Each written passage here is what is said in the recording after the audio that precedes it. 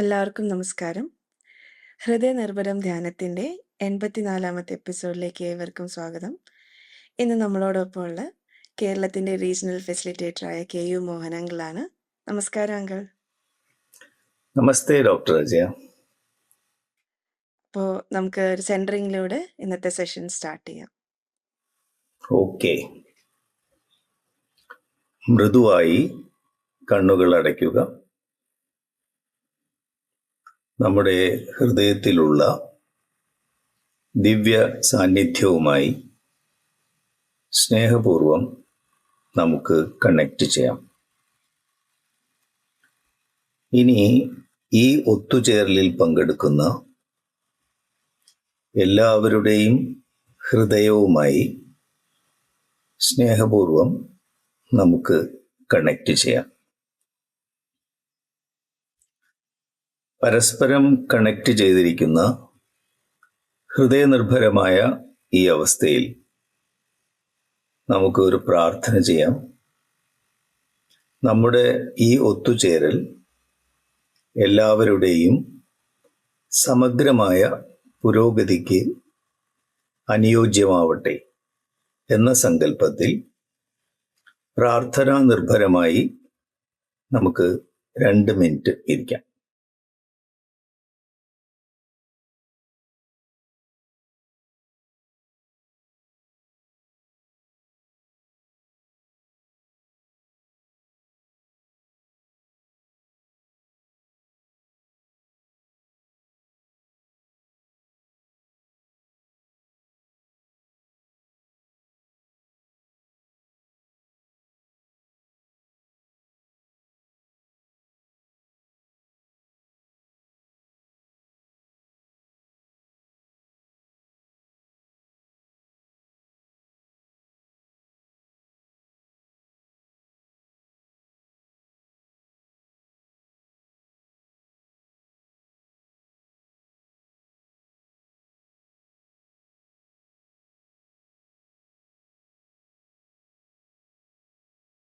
Okay.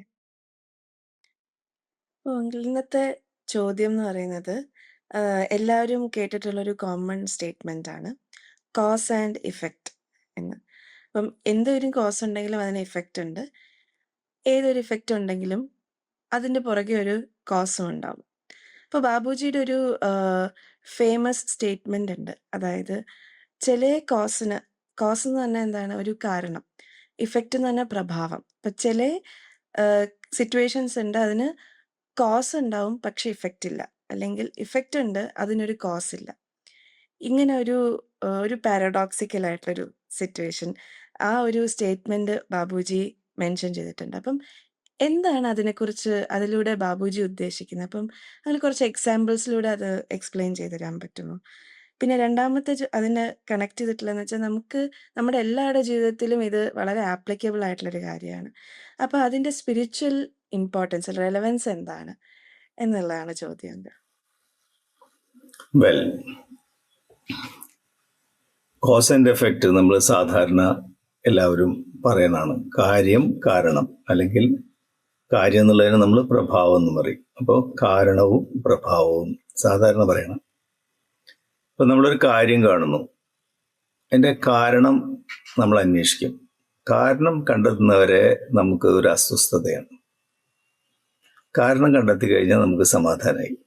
അപ്പോൾ കാര്യം കാരണം എന്നുള്ളത് സാധാരണ നമ്മുടെ ജീവിതത്തിൽ ഉപയോഗിക്കുന്നതാണ്, കാരണവും പ്രഭാവവും. ബാബുജിയുടെ സ്റ്റേറ്റ്മെന്റ് ഇന്ന് വളരെ വ്യത്യസ്തമാണ്. അദ്ദേഹം പറയുന്നത് എന്താണ്? കാരണമില്ലാതെ ചിലപ്പോൾ പ്രഭാവം ഉണ്ടാവും, പ്രഭാവമില്ലാതെ കാരണവും ഉണ്ടാവാൻ സാധ്യതയുണ്ട്. അപ്പൊ അത് നമുക്കൊരു ആശയക്കുഴപ്പം തോന്നും. അത് പ്രഥമ ദൃഷ്ടിയാ നമ്മൾ കാണുമ്പോൾ, കേൾക്കുമ്പോൾ. ഇനി നമുക്ക് ചില ഉദാഹരണങ്ങൾ നോക്കാം. അപ്പൊ കാര്യം കാരണം. ഇപ്പോൾ രാവിലെ എഴുന്നേറ്റപ്പോൾ എൻ്റെ വയറ് കുറച്ച് അസ്വസ്ഥമാണ്. അപ്പോൾ ഞാൻ അതിൻ്റെ കാരണം അന്വേഷിച്ചു.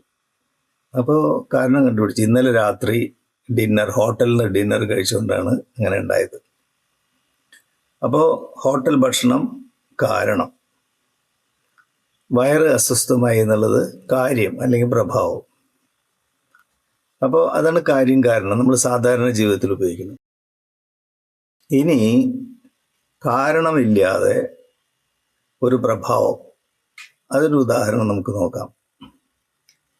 ഇപ്പോൾ ദമ്പതികൾ കുറച്ച് നാളായി വിവാഹം കഴിഞ്ഞിട്ട് പെട്ടെന്ന് അവർക്കൊരു കുഞ്ഞുണ്ടാവുന്നു.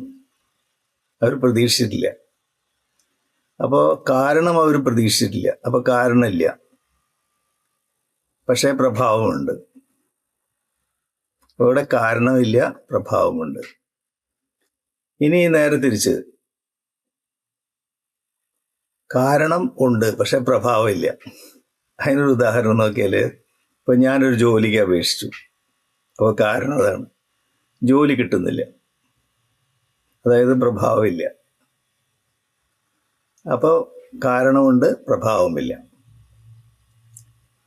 നമുക്ക് മറ്റൊരു ഉദാഹരണം പറയാം.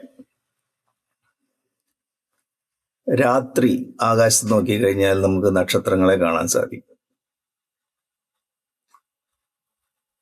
പകല് ആകാശത്ത് നോക്കിയാൽ നക്ഷത്രങ്ങളെ കാണില്ല. പക്ഷെ പകല് ആകാശത്തിൽ നക്ഷത്രങ്ങളില്ല എന്ന് പറയാൻ പറ്റുമോ?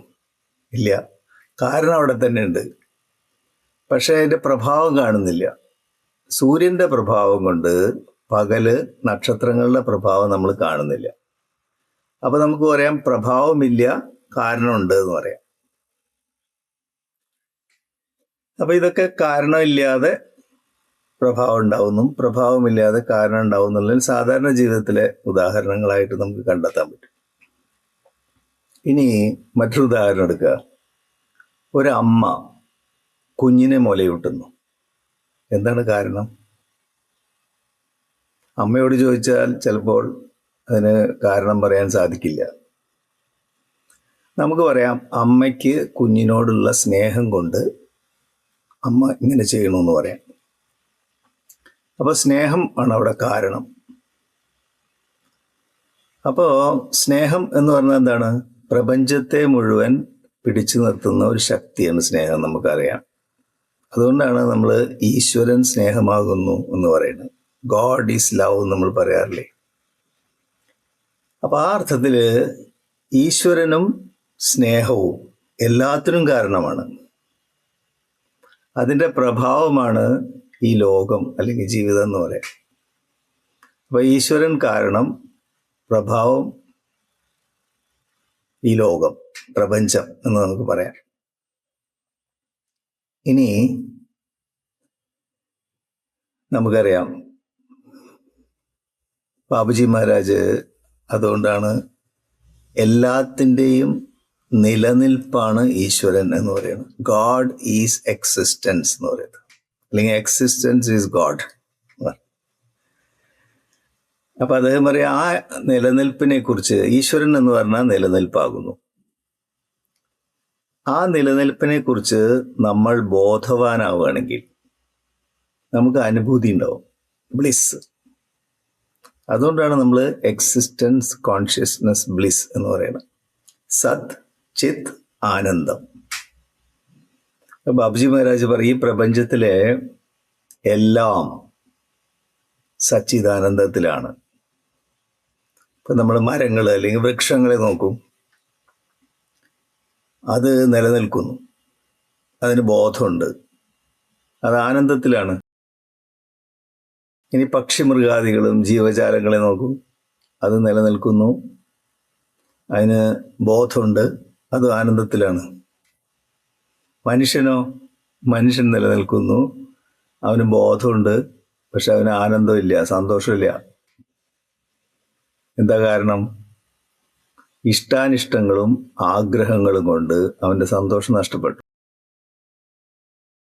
അതുകൊണ്ടാണ് നമുക്ക് മനുഷ്യന്റെ ലെവലിൽ ആത്മീയ പരിശീലനം ആവശ്യം വരുന്നു, നമുക്ക് പ്രാർത്ഥന ആവശ്യം വരുന്നു. ഓ മാസ്റ്റർ, അങ്ങാണ് മാനവ ജീവിതത്തിൻ്റെ യഥാർത്ഥ ലക്ഷ്യം. ഉന്നതിക്ക് തടസ്സമായിരിക്കുന്ന ആഗ്രഹങ്ങൾക്ക് ഞങ്ങൾ ഇന്നും അടിമകളാകുന്നു എന്ന് പറയേണ്ടി വരുന്നു നമുക്ക്. അപ്പോ ഇനി അദ്വൈത തത്വചിന്തയില് അവർ പറയാ ഈശ്വരൻ മാത്രമാണ് ഒരേ ഒരു സത്യം. ബാക്കിയെല്ലാം മായയാണെന്ന് പറയും. മായ എന്ന് പറഞ്ഞാൽ ഇഗ്നോറൻസ്, അജ്ഞത എന്നുള്ള അർത്ഥത്തിലാണ് അവിടെ പ്രയോഗിക്കുന്നത്. മായയ്ക്ക് ഒരു ഡെഫിനിഷൻ കൊടുക്കുന്നുണ്ട്, നിർവചനം. അതായത് നാമരൂപ വ്യവഹാര എന്നാണ്. പേര്, രൂപം, വ്യവഹാരം എന്ന് പറഞ്ഞാൽ ട്രാൻസാക്ഷൻ അല്ലെങ്കിൽ കോസ് ആൻഡ് എഫക്റ്റ്, കാരണവും പ്രഭാവം, അതിന് വിധേയമായത്. യൂട്ടിലിറ്റി ഉണ്ട്, ഉപയോഗം ഉണ്ട്. അപ്പോൾ മായയുടെ ഡെഫിനിഷൻ എന്ന് പറയുന്നത് നെയിം, ഫോം, കോസേഷൻ ആൻഡ് യൂട്ടിലിറ്റിയാണ്. ഉദാഹരണത്തിന് സ്വർണം, സ്വർണ്ണാഭരണങ്ങളും. എന്താണ് വ്യത്യാസം? സ്വർണം കാരണം, ആഭരണം, വള, മാല എന്നൊക്കെ പറയുന്നത് അതിൻ്റെ പ്രഭാവം. അപ്പോൾ സ്വർണം അതിൻ്റെ തനതായ രൂപത്തിൽ നമുക്ക് ഉപയോഗമില്ല. അതിനെ ആഭരണമാക്കുന്ന സമയത്ത് അതിനൊരു പേരുണ്ട്, വള, മാല എന്നൊക്കെ പറഞ്ഞിട്ട്. ഒരു രൂപമുണ്ട്, കാര്യകാരണങ്ങൾക്ക് വിധേയമാണ്. അതായത് കാരണം പ്രഭാവത്തിനാണ്. ആഭരണത്തിന് കാരണം എന്താണ്? സ്വർണ്ണമാണ്. ഉപയോഗമുണ്ട്, നമുക്ക് അത് അണിയാം. അപ്പോൾ ആഭരണം സ്വർണം, സ്വർണം കാരണം ആഭരണം പ്രഭാവം എന്ന് പറയാം. ഇനി അത് പരിശോധിച്ച് നോക്കി കഴിഞ്ഞാൽ ഒരാൾ പറയും എനിക്ക് ആഭരണം മാത്രം മതി, സ്വർണം വേണ്ടെന്ന് പറഞ്ഞാലോ അത് നിലനിൽപ്പില്ല. അതായത് സ്വർണം എന്ന കാരണമില്ലാണ്ട് ആഭരണം എന്ന പ്രഭാവത്തിന് നിലനിൽപ്പില്ല. എന്നാൽ സ്വർണത്തിനോ ആഭരണം ഇല്ലാണ്ട് തന്നെ സ്വർണത്തിന് നിലനിൽപ്പുണ്ട്. അതായത് കാരണത്തിന് പ്രഭാവമില്ലാണ്ട് തന്നെ നിലനിൽക്കാം. മറ്റൊരർത്ഥത്തിൽ പറഞ്ഞാൽ ഈ കാരണം തന്നെ പ്രഭാവമാകുന്നു, അത് തന്നെ വീണ്ടും കാരണമാകുന്നു എന്ന് തോന്നുന്നു. അപ്പോ അതാണ് മായയുടെ നിർവചനം. മറ്റൊരു ഉദാഹരണം അവർ പറയും ക്ലേ ആൻഡ് പോട്ട്, അതായത് കളിമണ്ണും അതുകൊണ്ടുണ്ടാക്കുന്ന പാത്രങ്ങൾ. കളിമണ്ണ് കാരണം, അതുകൊണ്ടുണ്ടാക്കുന്ന കുടം അല്ലെങ്കിൽ പാത്രങ്ങൾ പ്രഭാവം അല്ലെങ്കിൽ കാര്യം. കളിമണ്ണ് തനതായ രൂപത്തിൽ നമുക്ക് ഉപയോഗമില്ല. പാത്രം ഉണ്ടാക്കി കഴിഞ്ഞാലോ അതിനൊരു പേരുണ്ട്, പാത്രം, കുടം അല്ലെങ്കിൽ മറ്റേതെങ്കിലും പാത്രം, അതിനൊരു രൂപമുണ്ട്. പിന്നെയോ കാര്യകാരണങ്ങൾക്ക് വിധേയമാണ്, കാരണം പ്രഭാവം എന്നുള്ള അതിൽ പെടുന്നത്. കാരണം പാത്രത്തിന് കാരണമാവുന്ന മണ്ണാണ്. ഉപയോഗമുണ്ട്, നമുക്ക് അതിൽ ഭക്ഷണം പാകം ചെയ്യാം. മണ്ണ് അതിൻ്റെ രൂപത്തിൽ നമുക്ക് ഉപയോഗമില്ല. അത് ഇങ്ങനെയാണ് അവരിനെ. അതായത് ഈ കാരണം പ്രഭാവം എന്ന് പറയുന്നത് ഒരു തരത്തിലൊരു ബന്ധനമായിട്ട് ഇങ്ങനെ ആവർത്തിക്കുന്നതായിട്ട് നമുക്ക് കാണാം. ഇനി ധാജി, കാരണമില്ലാതെ പ്രഭാവം ഉണ്ടാകുന്നതിന് ഒരു ഉദാഹരണം പറയാറുണ്ട്. അതിൽ നിന്ന് നമുക്ക് പല കാര്യങ്ങളും മനസ്സിലാക്കാനുണ്ട്. അദ്ദേഹം പറയും ശ്രീരാമൻ്റെയും സീതാദേവിയുടെയും ജീവിതം. അവർ രണ്ടുപേരും അവതാര പുരുഷന്മാരാണ്, നമുക്കറിയാം. അപ്പം അവതാര പുരുഷൻ എന്ന് പറഞ്ഞാൽ മുജ്ജന്മത്തിൻ്റെ ഒരു സംസ്കാരത്തിൻ്റെ കാരണം അവരുടെ ജീവിതത്തിനില്ല. അവതാരങ്ങളുടെ ആദ്യത്തെ ജന്മമാണ് അവരുടെ. അപ്പം അവരുടെ ദുരിതങ്ങൾക്ക് പൂർവ്വജന്മത്തിലൊരു കാരണം നമുക്ക് കണ്ടുപിടിക്കാൻ സാധ്യമല്ല, അല്ലെങ്കിൽ സംസ്കാരത്തിൻ്റെ ഒരു കാരണം നമുക്ക് കാണാൻ സാധ്യമല്ല. അവരുടെ ജാതകങ്ങൾ നോക്കിയിട്ട് വസിഷ്ഠ മഹർഷി, വിശ്വാമിത്ര മഹർഷിയാണ് അവരുടെ ജാതകം പരിശോധിച്ചിട്ട് പറയും ഇത് 10ൽ 10 പൊരുത്തമാണ്. ഇതിലും നല്ല ഒരു ദാമ്പത്യം നമുക്ക് പ്രതീക്ഷിക്കാൻ പറ്റില്ല. ശ്രീരാമൻ്റെയും സീതാദേവിയുടെയും ജാതകങ്ങൾ. അങ്ങനെയാണ് ആ വിവാഹം നടക്കുന്നത്. എന്നിട്ട് എന്തുണ്ടായി? അവർ അനുഭവിച്ച ദുരിതങ്ങൾക്ക് കണക്കില്ല, നമുക്കറിയാം. അവർ ഒന്നിച്ചു ചേർന്നു, വീണ്ടും പിരിഞ്ഞു, വീണ്ടും ഒന്നിച്ചു ചേർന്നു, വീണ്ടും പിരിഞ്ഞു, പിന്നെ ഒന്നിച്ചു ചേരേണ്ട അതുവരെ എത്തി, വീണ്ടും പിരിഞ്ഞു പോയി. അവർ ജീവിതത്തിൽ അനുഭവിച്ച ദുരിതങ്ങൾ എന്തൊക്കെയാണ്? എന്താണ് കാരണം? സംസ്കാരത്തിൻ്റെ ഒരു കാരണം അവിടെ ഇല്ല. അവരുടെ അമ്മ കൈകേയി അവരുടെ ജീവിതത്തിൽ ഇടപെട്ടു. കൈകേയിയുടെ ആർത്തി, മോഹം, അതൊക്കെയാണ് കാരണം. ശ്രീരാമന്റെ പട്ടാഭിഷേകത്തിന്റെ തലേ ദിവസമാണ് കൈകേയിയുടെ ഈ ഡിമാൻഡ്. അതായത് ഭർത്താവ് ദശരഥൻ മുമ്പേ കൊടുത്തിട്ടുള്ള 2 വരം ഉണ്ടായിരുന്നു. ആ വരം അപ്പൊ ചോദിക്കുകയാണ്. കഥ നമുക്ക് എല്ലാവർക്കും അറിയാം. അപ്പോ ദശരഥൻ എന്തു പറയണമായിരുന്നു? ഈ വരം തരാൻ നിർവാഹമില്ല എന്ന് പറയണമായിരുന്നു. പക്ഷേ അദ്ദേഹം അത് പറഞ്ഞില്ല. കാരണം അദ്ദേഹം വാഗ്ദാനം കൊടുത്തതാണ്. അപ്പോ പ്രാണൻ പോയാലും വാക്ക് പാലിക്കണം എന്നാണ് അദ്ദേഹത്തിന്റെ ധാരണ. പക്ഷെ എല്ലാവരുടെയും ക്ഷേമത്തിന് നമ്മൾ കൊടുത്ത വാഗ്ദാനം അപകടമാണെങ്കിൽ ആ വാഗ്ദാനം നമ്മൾ ലംഘിക്കണം. അതാണ് ധർമ്മം. പക്ഷേ ദശരഥന്റെ അഹങ്കാരം, പ്രാണൻ പോയാലും ഞാൻ വാക്ക് പാലിക്കുന്നുള്ളൂ. അപ്പോൾ അദ്ദേഹത്തിൻ്റെ പ്രാണൻ പോയി. മാത്രമല്ല രാമായണത്തിനത് കാരണമായി. രാമനും സീതയും ലക്ഷ്മണനും 14 വർഷം കാട്ടിൽ ദുരിതം അനുഭവിക്കുന്നു. അപ്പോൾ അവിടെ അഹങ്കാരമാണ് കാരണം. അഹങ്കാരം മറ്റൊരാളുടെ ജീവിതത്തിനെ മാറ്റിമറിക്കും. അപ്പോൾ അതുപോലെ തന്നെ മഹാഭാരതം, ഭീഷ്മരുടെ ശപഥം. ഹസ്തിനപുര സിംഹാസനത്തിൽ ആരിരുന്നാലും അവരെ സംരക്ഷിക്കുന്നതാണ് അദ്ദേഹത്തിന്റെ ശപഥം. അപ്പോൾ ധർമ്മം പാണ്ഡവന്മാരുടെ ഭാഗത്താണെങ്കിലും അദ്ദേഹം കൗരവന്മാരുടെ ഭാഗത്ത് നിന്ന് യുദ്ധം ചെയ്യുന്നു. അപ്പോൾ അവിടെ എല്ലാവരുടെയും ക്ഷേമമാണ് അദ്ദേഹം ലക്ഷ്യമാക്കുന്നതെങ്കിൽ അദ്ദേഹത്തിന്റെ വാഗ്ദാനം ലംഘിക്കുമായിരുന്നു. പക്ഷേ ഭീഷ്മർ അഹങ്കാരിയാണ്. അദ്ദേഹം ശപഥം ലംഘിക്കാൻ തയ്യാറല്ല. അതിൻ്റെ ഫലമായിട്ടാണ് മഹാഭാരതം, യുദ്ധം. അപ്പോൾ മഹാഭാരതത്തിനും രാമായണത്തിനും കാരണം അഹങ്കാരമാണെന്ന് പറയാം. അപ്പം അഹങ്കാരം കാരണം രാമായണം പ്രഭാവം, അഹങ്കാരം കാരണം മഹാഭാരതം പ്രഭാവം എന്ന് പറയും. ഒരാളുടെ അഹങ്കാരം മറ്റൊരാളുടെ ജീവിതത്തെ വേറൊരു തരത്തിൽ മാറ്റിമറിക്കും. അപ്പോൾ അതുപോലെ ഒരു ആൺകുട്ടി ഒരു പെൺകുട്ടിയെ സ്നേഹിക്കുന്നു, വിവാഹം കഴിക്കാൻ ആഗ്രഹിക്കുന്നു. അപ്പം മാതാപിതാക്കൾ അതിൽ ഇടപെടുന്നു. നമ്മുടെ സ്റ്റാറ്റസിനും അതുപോലെ സാമ്പത്തിക നിലയ്ക്ക് യോജിക്കാത്തൊരു ബന്ധമാണെന്ന് സമ്മർദ്ദങ്ങൾക്ക് വഴങ്ങി നമ്മൾ മറ്റൊരു ജീവിതത്തിലേക്ക് പ്രവേശിക്കുന്നു. വീണ്ടും നമ്മുടെ ജീവിതം മറ്റൊരു ദിശയിൽ പോകുന്നു. ഇതൊന്ന് മനസ്സിലാക്കേണ്ടത്, നമ്മുടെ സംസ്കാരങ്ങൾ മാത്രമല്ല നമ്മുടെ ജീവിതത്തെ സ്വാധീനിക്കുന്നത്. മറ്റുള്ളവരും നമ്മുടെ ജീവിതത്തെ സ്വാധീനിക്കാൻ കഴിയും.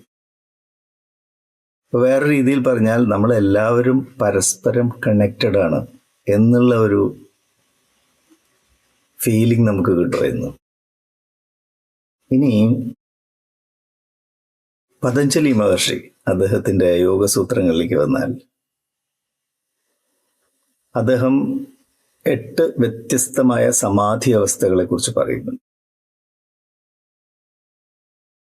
അതില് ഒന്നാമത്തേത് സവിതർക്ക സമാധിയാണ്.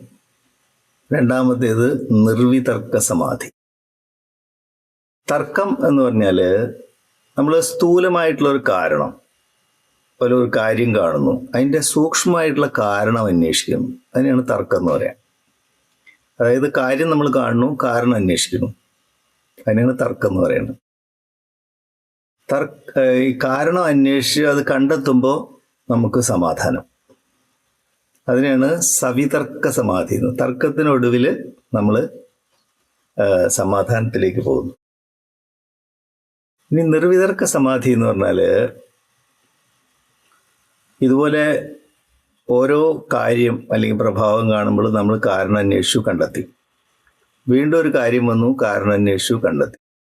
കുറെ കഴിയുമ്പോൾ നമ്മൾ തീരുമാനിക്കും എല്ലാ കാര്യങ്ങൾക്കും ഒരു കാരണം ഉണ്ടാവുകൊണ്ട് ഇനി കാരണം അന്വേഷിക്കേണ്ടതില്ല തീരുമാനിച്ചു. അപ്പോൾ സമാധാനം. അതിനാണ് നിർവിതർക്ക സമാധി എന്ന് പറയും. തർക്കമില്ല, എപ്പോഴും സമാധി അല്ലെങ്കിൽ സമാധാനം.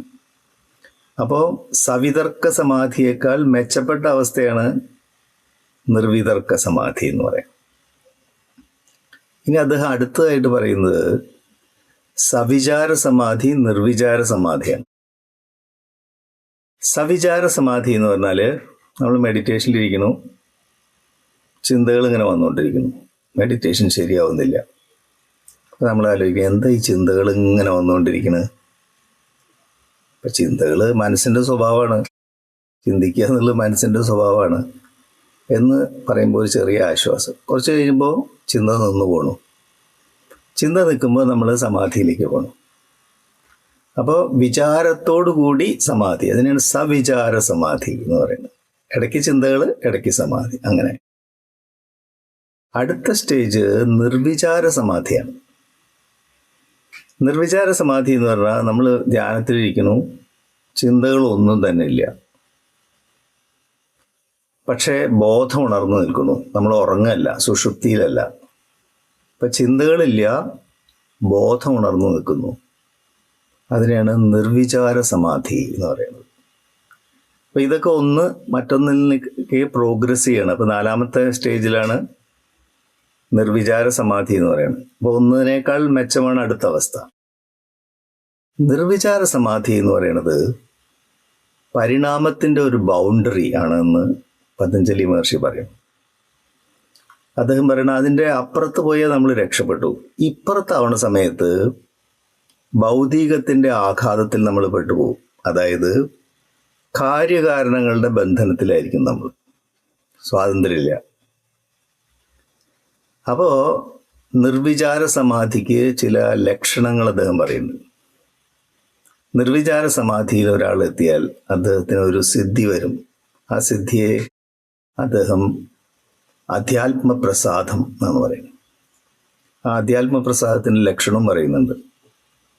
അതായത് ആനന്ദം, ജ്ഞാനം, സ്വാതന്ത്ര്യം, ഈ 3 അധ്യാത്മപ്രസാദത്തിൻ്റെ ലക്ഷണം. അതായത് ഒരു കാരണമില്ലാണ്ട് ആനന്ദം നമ്മുടെ ഉള്ളിൽ നിന്ന് ഇങ്ങനെ ഇനിഞ്ഞു വരുന്നു. പിന്നെ എന്തെങ്കിലും ഒരു കാര്യത്തെക്കുറിച്ച് നമ്മൾ ചിന്തിക്കുമ്പോഴേക്കും അതിൻ്റെ യഥാർത്ഥ അറിവ് നമ്മളുടെ ഉള്ളിൽ തെളിഞ്ഞു വരുന്നു, ജ്ഞാനം.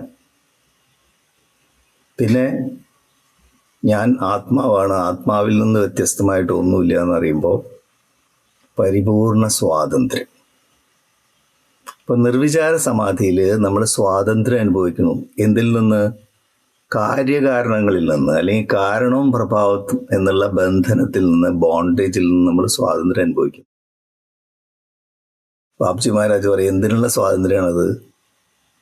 ശരിയായ കാര്യങ്ങൾ മാത്രം ചെയ്യാനുള്ള സ്വാതന്ത്ര്യം.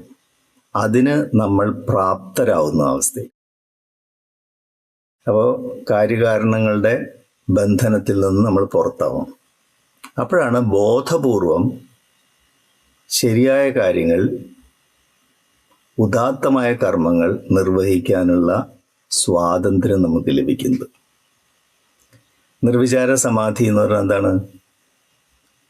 അത് ധ്യാനാവസ്ഥയാണ്, തുരീയാവസ്ഥ, അല്ലെങ്കിൽ മെഡിറ്റേറ്റീവ് സ്റ്റേറ്റ്. ഹാർട്ട്ഫുൾനെസ്സിൽ നമ്മൾ നിരന്തര സ്മരണ എന്ന് പറയും. അപ്പോൾ നിർവിചാര സമാധിയിൽ അല്ലെങ്കിൽ നിരന്തര സ്മരണയിൽ നമ്മൾ കാരണം പ്രഭാവം എന്നുള്ള ബന്ധനത്തിൽ നിന്ന് പുറത്തു വരുന്നു. ബോധപൂർവം ശരിയായ കാര്യങ്ങൾ നിർവഹിക്കാനുള്ള സ്വാതന്ത്ര്യം നമുക്ക് ലഭിക്കും. ഇനി നമ്മൾ ഹാർട്ട്ഫുൾനെസ്സിലേക്ക് വന്നാൽ നമുക്കറിയാം, നമ്മൾ സംസ്കാരങ്ങൾ കൊണ്ട് ജനിക്കുന്നു, സംസ്കാരങ്ങൾ കൊണ്ട് മരിക്കുന്നു. സംസ്കാരങ്ങൾ നീക്കം ചെയ്യുമ്പോൾ ജനന മരണ ചക്രത്തിൽ നിന്ന് നമ്മൾ പുറത്തു വരുന്നു. മോക്ഷപ്രാപ്തി. മോക്ഷപ്രാപ്തി എന്ന് പറഞ്ഞാൽ സ്വാതന്ത്ര്യമാണ് ശരിക്കും. അപ്പോൾ ഇവിടെ സംസ്കാരങ്ങൾ കാരണം, ജീവിതം അതിൻ്റെ പ്രഭാവം എന്ന് പറയാം. അപ്പോൾ കാരണവും പ്രഭാവവും അത്. ഇനി സംസ്കാരങ്ങളുടെ ഭോഗം അനുഭവിക്കാൻ നമ്മൾ ജീവിതത്തിലേക്ക് വരണം. ഈ ഭോഗങ്ങൾ അനുഭവിക്കുന്ന സമയത്ത് നമ്മുടെ ഇഷ്ടാനിഷ്ടങ്ങൾ കൊണ്ടും ആഗ്രഹങ്ങൾ കൊണ്ടും അഹം എന്നുള്ള ഭാവം കൊണ്ടും നമ്മൾ അതിനോട് പ്രതികരിക്കുന്നു, റിയാക്ട് ചെയ്യുന്നു. അപ്പോൾ എന്ത് സംഭവിക്കും? കൂടുതൽ സംസ്കാരങ്ങൾ ഉണ്ടാവണം. അപ്പോൾ സംസ്കാരങ്ങളുടെ ഭോഗം അനുഭവിച്ച് സ്വതന്ത്രമാവാൻ വേണ്ടിയിട്ടാണ് വന്നതെങ്കിലും ജീവിതത്തിൻ്റെ അവസാനമാകുമ്പോഴേക്കും നമ്മൾ സംസ്കാരങ്ങളുടെ ഭാരം കൂടുന്നു. അപ്പോൾ ആത്മാവിന് മനസ്സിലാവും ഇനി ഈ ശരീരത്തിലിരുന്നിട്ട് വലിയ വിശേഷമില്ല. അപ്പം അത് ശരീരം വിട്ട് മറ്റൊരു ശരീരം അന്വേഷിക്കുന്നു, മരണം. അപ്പോൾ ആദ്യം നമ്മൾ പറഞ്ഞു സംസ്കാരങ്ങൾ കാരണം ജീവിതം അതിൻ്റെ പ്രഭാവം. ഈ അവസ്ഥയിൽ എന്താണ്? ജീവിതം കാരണമായി തീർന്നു. എന്തിന്? വീണ്ടും സംസ്കാരങ്ങൾ ഉണ്ടാവാനും മരണത്തിനും. അപ്പോൾ ഇവിടെ ജീവിതം കാരണം, സംസ്കാരങ്ങളും മരണവും പ്രഭാവമായിട്ട് മാറുന്നു. അതായത് ഈ കാരണം പ്രഭാവം അല്ലെങ്കിൽ കോസ് ആൻഡ് എഫക്റ്റ്, കാര്യം കാരണം എന്നുള്ളത് ചാക്രികമായിട്ട് ഇങ്ങനെ ആവർത്തിച്ചുകൊണ്ടേയിരിക്കുന്നു. ഒരു ബന്ധനം, ഒരു ബോണ്ടേജ് ആയിട്ട്. ഏതുവരെ? നമ്മൾ യോഗ്യനായ ഒരു ഗുരുവിൻ്റെ കീഴിൽ സംപ്രേഷണത്തിൻ്റെ സഹായത്തോടു കൂടി ധ്യാനിക്കുന്നത് വരെ. ആ അവസ്ഥയിൽ നമ്മൾ ധ്യാനം ചെയ്യുന്നു, ശുദ്ധീകരണം ചെയ്യുന്നു, ഗുരു നമ്മളിൽ നിന്ന് സംസ്കാരങ്ങൾ നീക്കം ചെയ്യുന്നു. അപ്പോൾ നമ്മുടെ ജീവിതത്തിൻ്റെ പ്രഭാവം മാറുന്നു, ജീവിതം മാറുന്നു. സംസ്കാരങ്ങൾ എന്നുള്ള കാരണം നീക്കം ചെയ്യപ്പെടുന്നു. അപ്പോൾ ഈ കാര്യകാരണത്തിൻ്റെ ബന്ധനത്തിൽ നിന്ന് ഗുരു നമ്മെ മോചിപ്പിക്കുന്നു എന്ന് പറയും. അപ്പോൾ അതുകൊണ്ടാണ് ശങ്കരാചാര്യർ ഒരു ഗുരുവിനെ, യഥാർത്ഥ ഗുരുവിനെ കണ്ടെത്തി അദ്ദേഹത്തിൻ്റെ കീഴിൽ ധ്യാനിക്കുന്നതാണ് ഏറ്റവും വലിയ മഹാഭാഗ്യം എന്ന് പറയാൻ കാരണം. മഹാപുരുഷ സംശ്രയമാണ് ഏറ്റവും വലിയ മഹാഭാഗ്യം എന്ന് പറയാൻ കാരണം. ഹാർട്ട്ഫുൾനെസ് പരിശീലിക്കുന്ന എല്ലാ അന്വേഷകരും ആ മഹാഭാഗ്യം നേടിയവരാണ് എന്ന് പറയാം. അപ്പോൾ ധ്യാനത്തിലൂടെ, പ്രത്യേകിച്ച് സംപ്രേഷണത്തിൻ്റെ സഹായത്തോടു കൂടിയുള്ള ധ്യാനത്തിലൂടെ നമ്മൾ ധ്യാനിക്കുന്നു, നമ്മൾ നിരന്തര സ്മരണയിലേക്ക് നീങ്ങുന്നു. നിരന്തര സ്മരണ പിന്നീട് ശരണാഗതി ഭാവത്തിലേക്ക്, പരിപൂർണ സമർപ്പണത്തിലേക്ക് നീങ്ങുന്നു. ആ അവസ്ഥയിൽ നമ്മൾ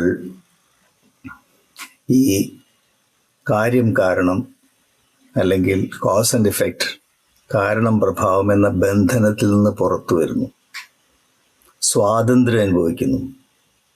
ആ സ്വാതന്ത്ര്യം നമ്മെ ബോധപൂർവം ശരിയായ കാര്യങ്ങൾ ചെയ്യാനുള്ള പ്രാപ്തി, അതിന് നമ്മെ യോഗ്യരാക്കുന്നു.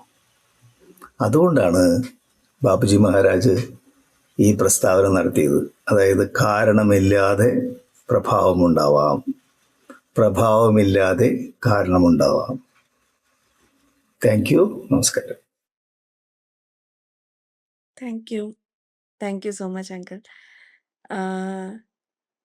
ഒരുപാട് എക്സാമ്പിൾസിലൂടെ, അതുപോലെ തന്നെ അതിനുശേഷം പതഞ്ജലിയുടെ നിർവിചാര സമാധി എന്നുള്ള ഒരു സ്റ്റേറ്റിനെ കുറിച്ച് അങ്കിൾ പറയുണ്ടായി, അതിൻ്റെ ലക്ഷണങ്ങളെക്കുറിച്ചും. അതായത് ആസ് എ ഹാർട്ട്ഫുൾനെസ് പ്രാക്ടീഷണർ നമുക്കിതെല്ലാം തന്നെ ഒരു റെഫറൻസ് ആണ്. അതായത് നമ്മൾ എങ്ങനെയാണ് പ്രാക്ടീസ് ചെയ്യുന്നത്, ഈ കോസ് ആൻഡ് ഇഫക്റ്റിൻ്റെ ആ ഒരു സൈക്കിളിൽ നമ്മൾ എവിടെയാണ്, ഇതിന് നമ്മൾ ബിയോണ്ട് ആയിട്ട് പോകാൻ പറ്റുന്നുണ്ടോ എന്നുള്ളതിനെ കുറിച്ചൊക്കെ ഒരു റെഫറൻസ് ആയിട്ട് എനിക്ക് ഒരു ആൻസർ ഫീൽ ചെയ്യുന്നുണ്ട്. അപ്പം നമ്മുടെ എല്ലാ പ്രേക്ഷകർക്കും എപ്പോഴെങ്കിലും ജീവിതത്തിൽ ഒരു പാരഡോക്സിക്കൽ സിറ്റുവേഷൻ വരുമ്പോൾ ഉറപ്പായിട്ടും ഈ ഒരു വീഡിയോയിലോട്ട് തിരിച്ചു വരുമ്പോൾ നമുക്കൊരു ഐഡിയ ആണ് നമ്മൾ എവിടെയാണ് നിൽക്കുന്നത് നമ്മുടെ സ്പിരിച്വൽ ജേർണിയിൽ. അതുപോലെ തന്നെ കോൺസ്റ്റന്റ് റിമെമ്പറൻസിന്റെ ഇമ്പോർട്ടൻസ് അങ്കിൾ പറയണ്ടേ. നിർവിചാര സമാധി എന്ന് പറയുന്നത് നമ്മുടെ ഹാർട്ട്ഫുൾനെസ്സിൽ ഏറ്റവും കൂടുതലായിട്ട് മാസ്റ്ററിനോടുള്ള നിരന്തര സ്മരണ, അതാണ് ഈ ഒരു സൈക്കിളിൽ നിന്ന് പുറത്തു പോകാനായിട്ട് ഉള്ളൊരു ബേസ്മെന്റ് ആയിട്ട് എനിക്ക് ഫീൽ ചെയ്ത് അങ്കിൾ പറയുമ്പോൾ. ധ്യാനം, സറണ്ടർ, അതെല്ലാത്തിലൂടെ തന്നെ നമ്മൾ ഈ ഒരു കോസ് ആൻഡ് ഇഫക്റ്റിന്റെ സൈക്കിളിൽ നിന്ന് പുറത്തു വരുന്നതും അതിലൂടെയാണ് ഒരു ട്രൂ പെർസെപ്ഷൻ. അങ്കിൾ പറഞ്ഞപ്പോൾ എനിക്ക് മനസ്സിലായത് നമ്മൾ ശരിയായ രീതിയിൽ ജീവിതത്തിൽ കാര്യങ്ങൾ കാണുന്നത് ഈ ഒരു കോസ് ആൻഡ് ഇഫക്റ്റിന്റെ സൈക്കിൾ നമ്മൾ പുറത്തു വരുമ്പോഴാണ്. അല്ലേ? അപ്പം thank you so much uncle. ഈ ഒരു ഡീറ്റെയിൽഡ് എക്സ്പ്ലനേഷന്. നമ്മൾ ഈ ഒരു സ്റ്റേറ്റ്മെന്റ് കേൾക്കുമ്പോൾ ഒരു കൺഫ്യൂസ്ഡ് ആകും. പക്ഷേ അതിന്റെ എക്സാമ്പിൾസിലൂടെ എക്സ്പ്ലെയിൻ ചെയ്യുമ്പോഴാണ് അതിനൊരു ക്ലാരിറ്റി ഫീൽ ചെയ്യാൻ സാധിക്കുന്നത്. So thank you uncle. ഇപ്പം ഇന്നത്തെ സെഷൻ നമുക്ക് വൈൻഡപ്പ് ചെയ്യുന്നതിന് മുമ്പ് ഇപ്പോഴത്തെയും പോലെ തന്നെ ഒരു മെഡിറ്റേഷനിലൂടെ വൈൻഡപ്പ് ചെയ്യാം. 8:30 to 9 ധ്യാനം, അതിനുശേഷം 9 to 9:15 യൂണിവേഴ്സൽ പ്രെയർ. അതാണ് നമ്മുടെ സെഷനിൽ ചെയ്യാൻ പോകുന്നത്. ഈ ഒരു സമയത്ത് യൂട്യൂബ് ഡിസ്കണക്ട് ചെയ്യും. ആദ്യമായിട്ട് നമ്മൾ ഇന്നത്തെ സെഷൻ കേൾക്കുന്ന എല്ലാ പ്രേക്ഷകർക്കും എങ്ങനെയാണ് ഹാർട്ട്ഫുൾനെസ്സിൽ ധ്യാനം ചെയ്യേണ്ടതെന്നൊന്ന് നോക്കാം. ആദ്യം നമ്മുടെ ശരീരവും മനസ്സും വളരെ പൂർണ്ണമായും റിലാക്സ് ചെയ്ത് വിശ്രമാവസ്ഥയിലേക്ക് കൊണ്ടുവരിക. പൂർണ്ണമായും വിശ്രമാവസ്ഥയിലേക്ക് കൊണ്ടുവരാനായിട്ട് ഹാർട്ട്ഫുൾനെസ് റിലാക്സേഷൻ പ്രാക്ടീസ് ചെയ്യാം. ഭൂമാതാവിൽ നിന്ന് ഒരു നേരിയ ഊർജം കാൽപാദങ്ങളിലൂടെ ശിരസിന്റെ അഗ്രം വരെ വ്യാപിച്ച് നമ്മുടെ ശരീരവും മനസ്സും പൂർണ്ണമായും വിശ്രമാവസ്ഥയിലാകുന്നതായി അനുഭവിക്കുക. ഈ ഒരു വിശ്രമാവസ്ഥ അനുഭവിച്ചതിന് ശേഷം നമ്മൾ ധ്യാനത്തിന് വേണ്ടി റെഡിയാകുകയാണ്. ഈ സമയത്ത് നിങ്ങളുടെ ശ്രദ്ധ വളരെ മൃദുലമായി ഹൃദയത്തിലേക്ക് കൊണ്ടുവരിക. ഹൃദയത്തിൽ ഒരു ദിവ്യപ്രകാശമുണ്ടെന്ന സങ്കല്പത്തോടുകൂടി ആ പ്രകാശത്തിൻ്റെ സ്നേഹത്തിലും ശാന്തിയിലും മുഴുകി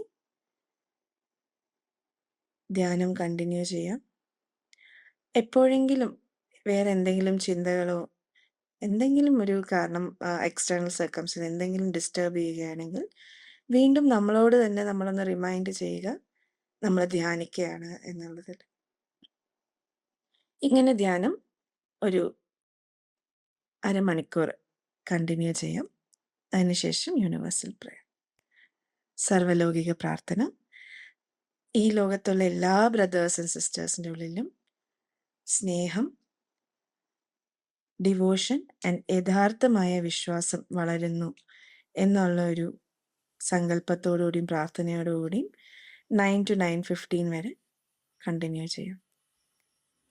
നമുക്ക് 9 മണി വരെ ധ്യാനിക്കാം, സത്സംഗം, അത് കഴിഞ്ഞ് സർവ്വലൗകിക പ്രാർത്ഥന. ഈ സമയത്ത് നമ്മൾ യൂട്യൂബ് ഡിസ്കണക്ട് ചെയ്യാണ്. Thank you. നമസ്കാരം.